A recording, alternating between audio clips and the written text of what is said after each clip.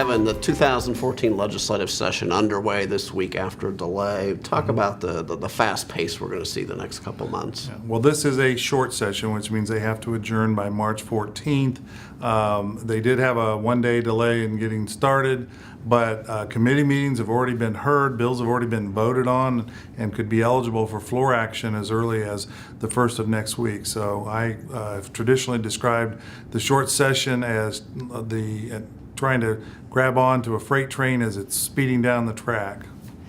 Kevin, one of the issues that's going to be front and center and a priority for the Chamber is the business personal property tax. Give the listeners, viewers, a little bit of an overview of what's going to happen there. Well, there we're talking about the property tax on business machinery and equipment that is applied statewide.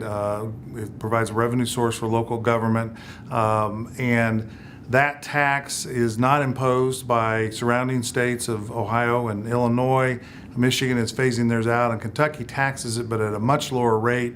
Our tax burden on business personal property is among the 5 highest in the country. It's a real detriment to businesses making new investments to stay competitive and grow jobs. It's also a detriment to businesses wanting to come and locate to Indiana. So it's one of those key factors that site selectors use to decide where to tell their clients to locate.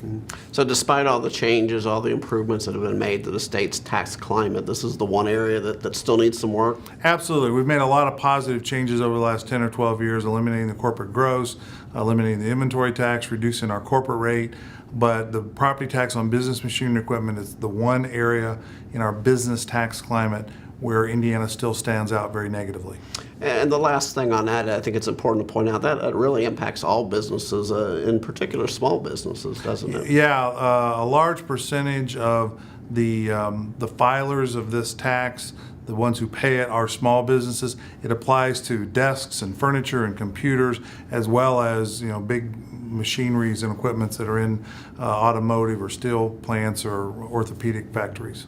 Education is always an important topic with the General Assembly. One of the focuses this year, preschool. The issue was talked about last year. What do we like to see accomplished in that area this time? Well, the Chamber has a policy promoting a publicly funded preschool program for low-income families to give those families, those disadvantaged families, the same opportunities for a quality, educationally oriented preschool experience that other families have, to close what we call the preparation gap, so that all children are ready to learn and ready to do kindergarten and first grade work when they arrive at school.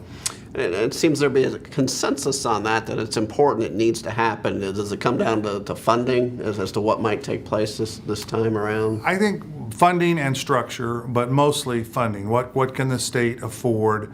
Because this would be a new initiative. Many, if not most, states already provide preschool funding. Indiana does not, so it would be a new funding venture. Then there's also some details about how do you verify that it's truly an educationally oriented preschool program. Do you allow, is it done by voucher? Is it done by some other individual funding mechanism or not? So there's some other devils in the detail, but it's mostly a funding issue. Kevin Brinegar, thank you. We'll continue to bring weekly updates in our legislative report about key issues and developments in the Indiana General Assembly.